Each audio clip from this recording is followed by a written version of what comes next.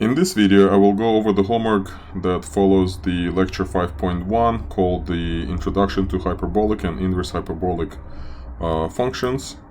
And as always, I hope you watched all these lectures in which I introduced all the hyperbolic functions and their inverses, as I will be referring to some of the facts presented in the videos as if you watched it. So let's go ahead and start the homework.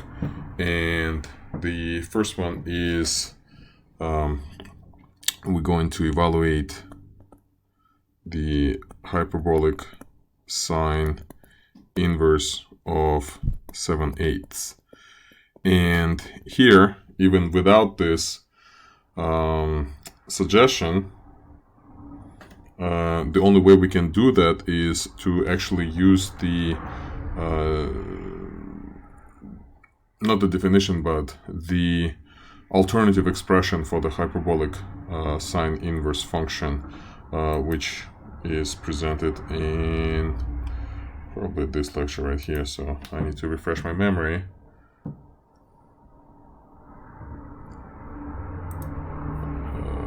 I think it was right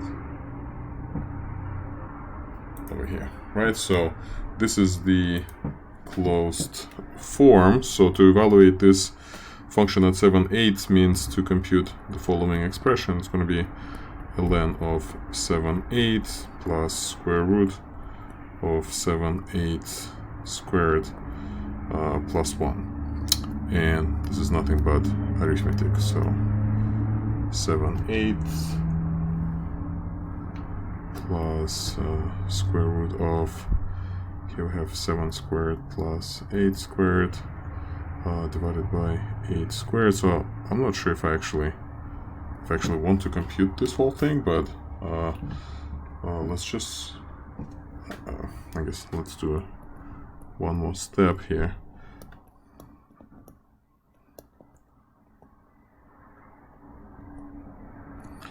Uh, 7 squared is 49, and 49 plus 64 is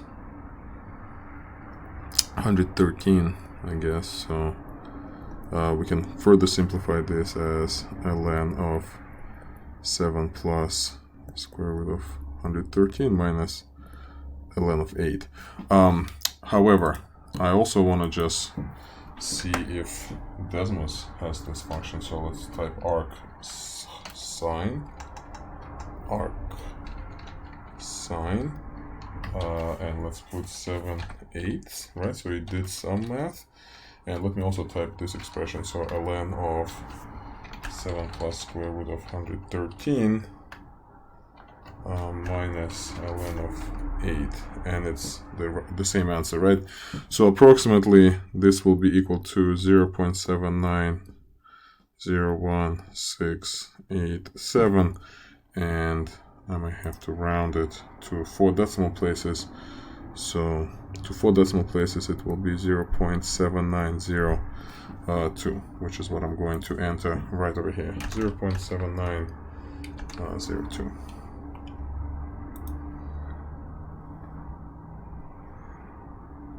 Great.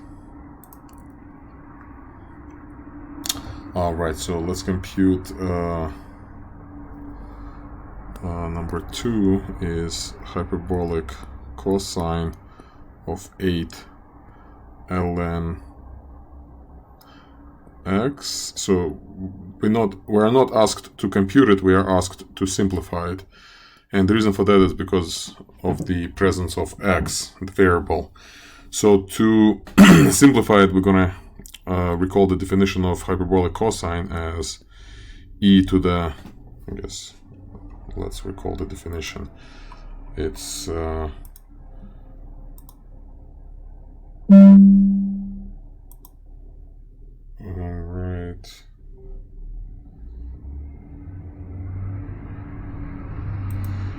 over here, right? So this is the definition of the hyperbolic cosine. So it's going to be e to the power 8 ln x.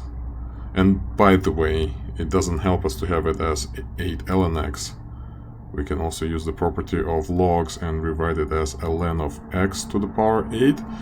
So here, instead of plugging in ln of x, I can be plugging in ln of x to the 8, as it is the same thing, plus e to the power negative ln x to the power 8, and all that divided by 2. And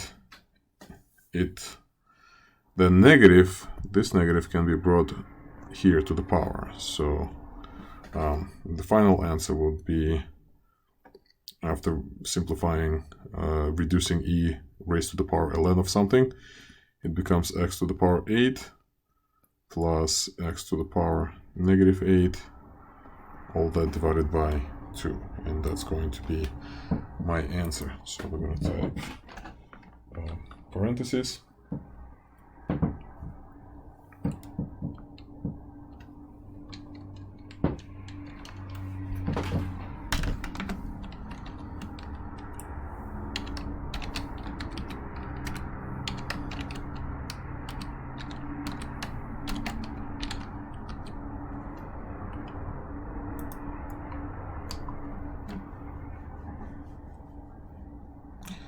And we got it right.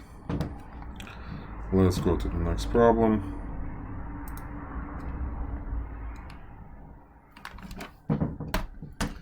We have to evaluate in hyperbolic cosine inverse.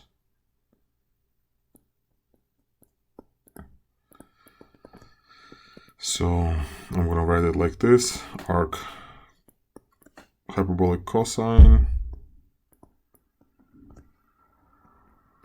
And I need to recall the definition of hyperbolic cosine.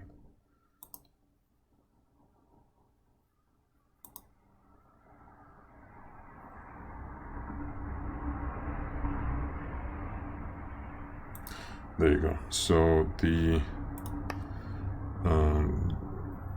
it's going to be ln of 4 plus square root of 4 squared minus 1. So it's ln of 4 plus square root of 15. And we can plug it into Desmos, just like this. So ln of 4 plus square root of 15. Or we can just type arc cosh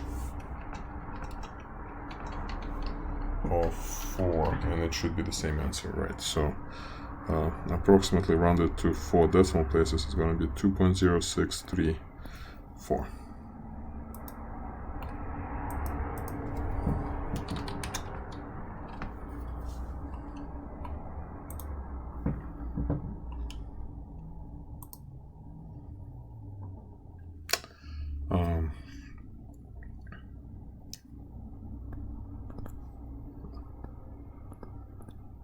Simplifying this,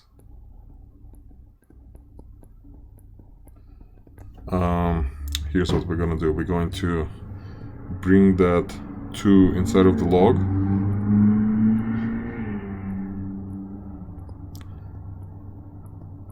and then we're going to use the definition of hyperbolic cosine. So it's going to be e to the power ln of 49x squared plus e to the power negative ln of 49x squared, all divided by 2.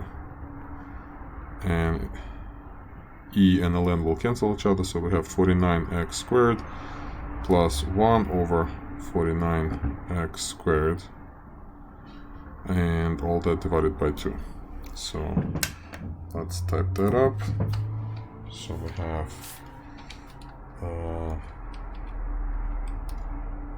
49x squared plus 1 over 49x squared, all that divided by 2.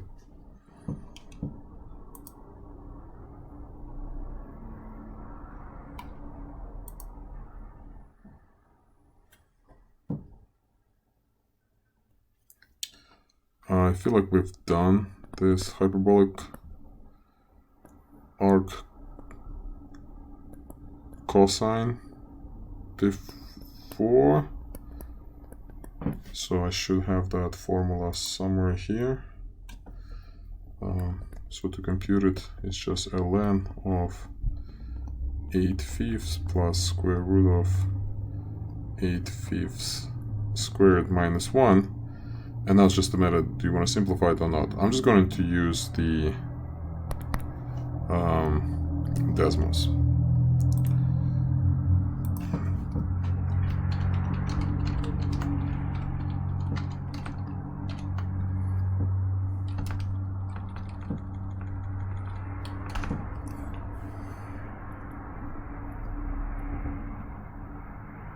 So 6/9 rounded will become 70.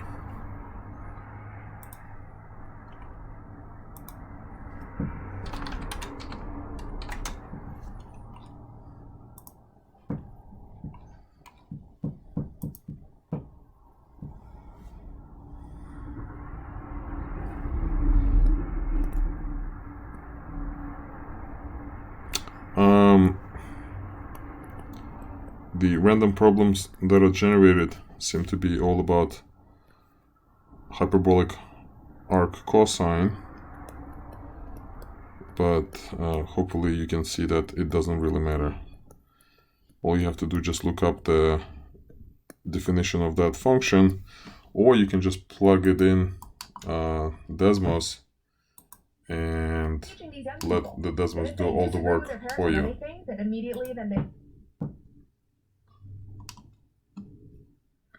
So let's do this one.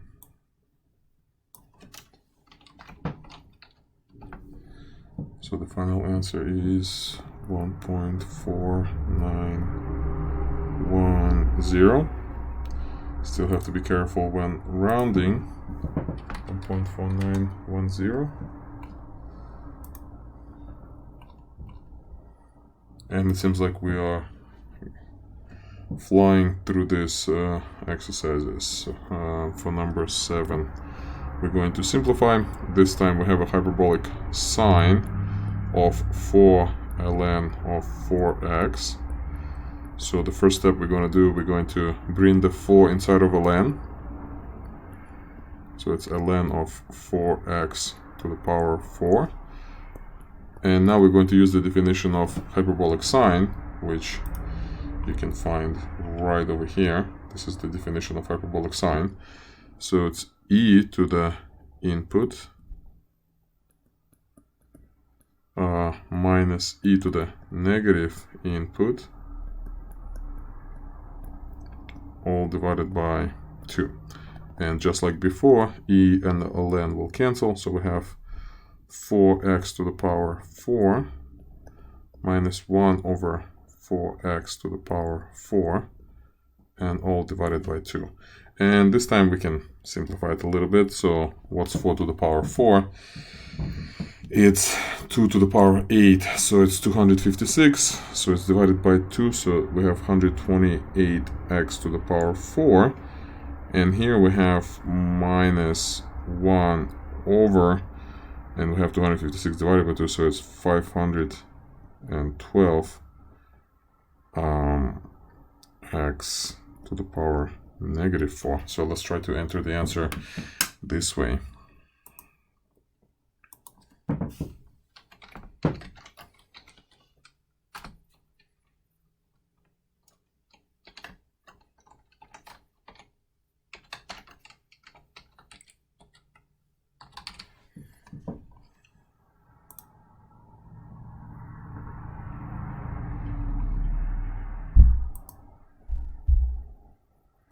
We have another hyperbolic sine.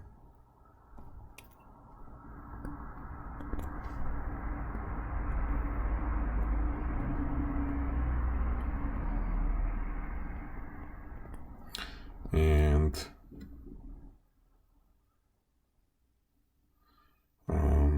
I'm gonna use the definition first and then simplify. So e to the power 5 ln of 3x minus e to the power negative 5 ln of 3x divided by 2.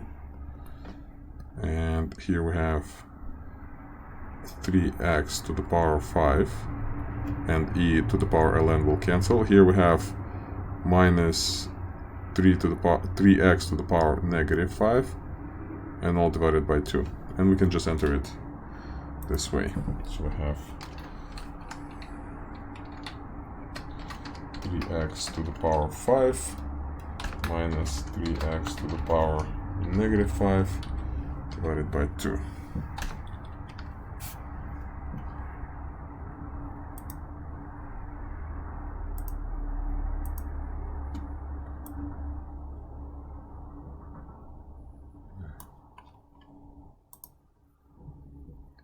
And it seems like we finished the homework. If you have any questions about working with hyperbolic and inverse hyperbolic functions, please let me know.